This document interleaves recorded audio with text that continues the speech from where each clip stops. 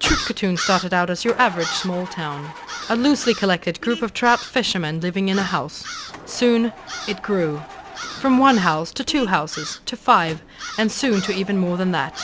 Of course, back then, it wasn't called Trootcottoun. Back then, it was Trouttown. Oh, we have a great town here. In fact, my great-great-great-great-great-great-grandfather, Christopher Goodyear, lived in the original house, and we have some of his letters there. I think I am very close to being found out. There have been words about noises coming from under the floorboards, and they are beginning to notice food having gone missing. I am actually somewhat relieved, however, because I am sick of stealing fish. That is all they ever eat. Fish, fish, fish. I know they are trout fishermen, but you would think they would grow some vegetables or cows or pigs. How do these people survive? I cannot take it anymore. I have to leave. But of course, Christopher Goodyear never did leave, opting instead to kill the other inhabitants of the house and become the first mayor of Trouttown. It is hereby decreed that I, Christopher Goodyear, will go down as the first mayor of Trouttown, that the unpleasantness will be referred to by none. If such unpleasantness is referred to by name, it shall be punishable by death. It is hereby decreed that with the money obtained during the unpleasantness, we shall buy residents from nearby towns to populate Trouttown. It is hereby decreed that we shall use any extra money to buy seeds forthwith to grow vegetables. It is hereby decreed that no longer shall residents of Trouttown eat nothing but fish, but other foods as well.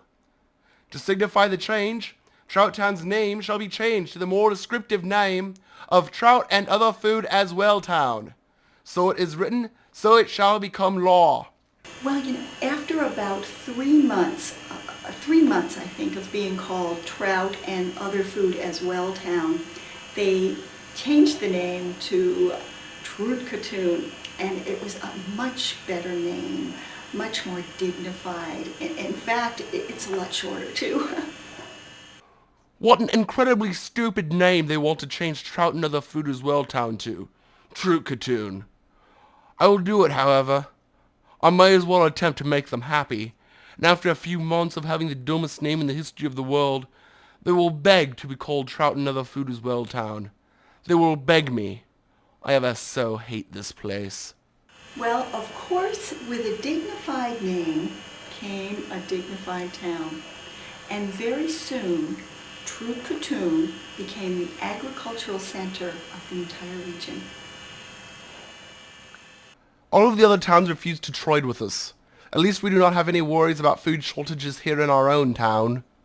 Then after about 100 years of being the town's agricultural center, we got some of the first factories in town, and we started making railroad handcarts and pig iron. While the history of Trootcottoun is interesting, the town is known for other things.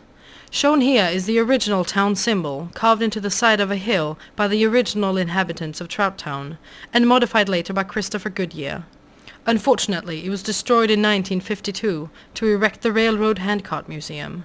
As a salute to Trootcottoun's involvement in the industrial age, the Railroad Handcart Museum included many relics of Trootcottoun's first industry, including the very first handcart, the handcart ridden once by the Queen of England on her visit to Trootcottoun, a handcart made of pure gold, and the handcart used by animator Chuck Jones as the model for the one used in the original 1952 cartoon Beep Beep.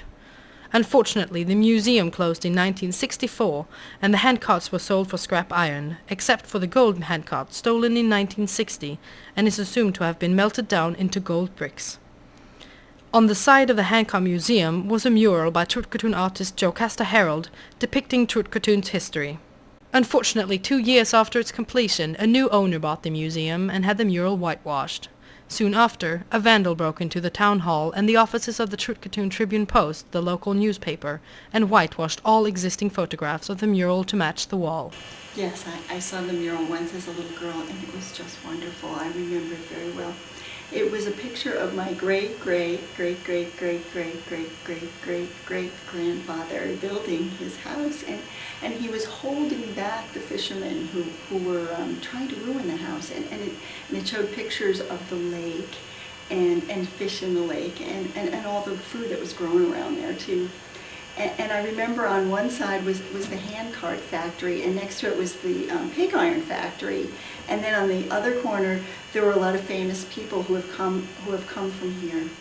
And many famous people have come from Trootcottoun. One of the most notable of these is the Tonguewooms, who had a top 20 hit in the UK and a top 10 in the US with their single She's So Small. Well, I was born in Bologna, and I came to Trootcottoun when I was a baby. My parents were both from here. They were on honeymoon when they had me, so I've pretty much lived here all my life, except for when I've been on tour, of course. But I mean, I've always actually, lived here all my life. Oh yes, Mr. Archer has lived here all his life, and he just loves it here. And you can hear that in his songs. A lot of them sing praises of life here in Trootcottoun. Alright, well, I suppose it's alright here. I mean, it's a very small place, and there's not a lot to do, and it's a very small place. It gets a bit expensive too sometimes, because you have to import everything from other places around to, for in the shops and everything. I mean, well, food's cheap here though, so that's sort of a plus, but well, if I could afford it, I'd move.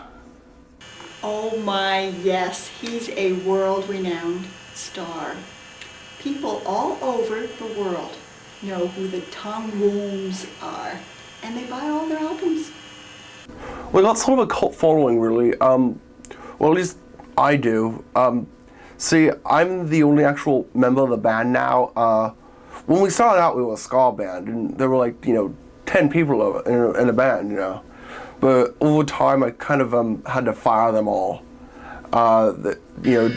Creative differences and all that lot. But so anyway, though, I wrote all the music originally anyway, so it's no real big loss. I mean, I just do it myself now, and I kept the name of the band plural, just because I mean the Tonguewoom is sort of disgusting. I mean, who'd want to buy a record by the Tonguewoom? I mean, I wouldn't. It's a bloody awful name for a record, for a band, putting out records and everything. I mean, it's just disgusting. No one wants to see that. So I kept the name plural, and then it also helps people know that it's the same band. It's not like someone trying to rip us off or anything like that. It's and I mean really since I wrote all the songs anyway, it's same deal. So it's nothing big, but anyway though, it's like as I was saying before, I mean I've got sort of a cult following, mainly in America.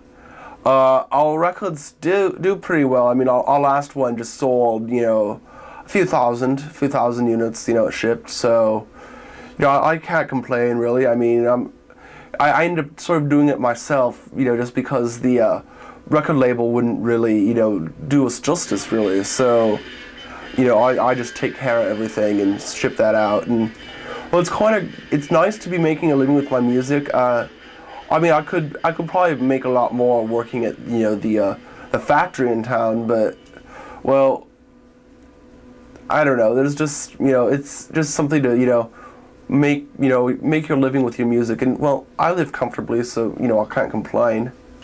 Mr. Archer is constantly being stopped by people here, his fellow Trootcottounians. They think he's just great, and they stop him and talk about music, and sometimes they just want him to sign their albums. It's not every day you see a famous person on the street, but you do all the time here in Trootcottoun. No one in Trootcottoun really remembers who I am. I mean, if you press them hard, they might remember our single, our hit single that did pretty well, the She's So Small or whatever, like that one actually did okay, and if you press them, they might remember that one, but, well, that was years ago, so, Oh, yeah, right, this guy, Supposed to recognize him. Well, does he live around here? Ah, yes. Isn't he the grocer boy? Carries my bags, yes sir.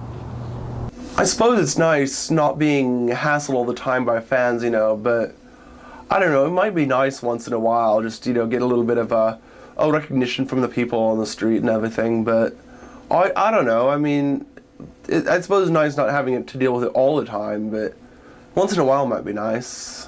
The tongue wounds are not the only things people hear in Trootcottoun. David Cheswick, the 1988 Jart champion, lives here too. Jots is lawn dots. And in 1988, I was the world's best Jots player. I used to throw javelins, but I threw up my back and I couldn't do it anymore. The pain was just too much. So I decided to go with Jots. I had a set from a long time ago, and at the time I was so depressed, so I picked up some of the Jots and I'd play. And luckily the skills tried to kind of translated, and I'd usually win. They were much smaller and lighter, so they wouldn't be as bad on my back. And eventually I started entering tournaments, and I'd win those too. And I went to the World Championships in 1988, and I won that too. But after that I just retired. There didn't seem to be any point in it. I was the best Jots player in the world. Oh, you want to see me play? Well, I don't have a set anymore. I just lost interest. I took my set and signed it and sold it to one of the people in the audience at the 1989 championships. They asked me to come back as a judge, and I did. I suppose that's all I could ask for. They gave me a nice certificate too. But you don't win the gold in Jots. I know who this guy is.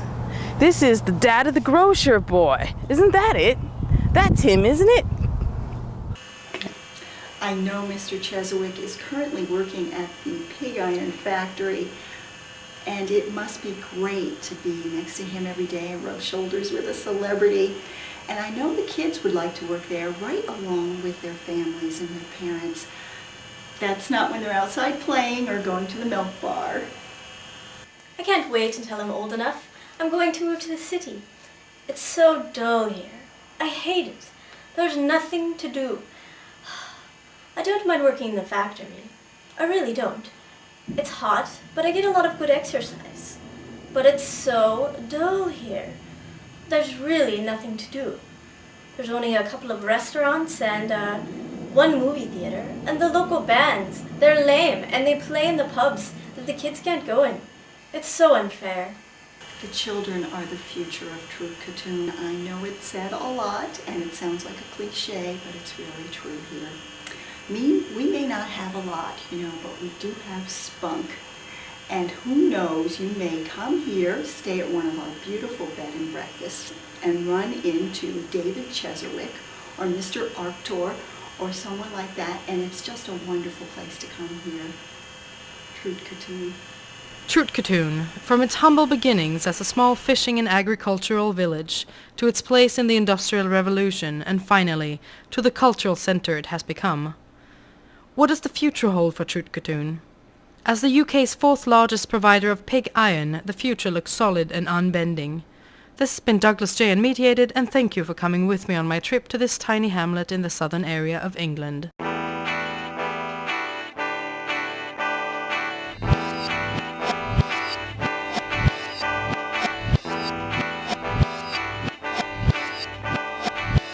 Me say you so smile, I'll break you, baby.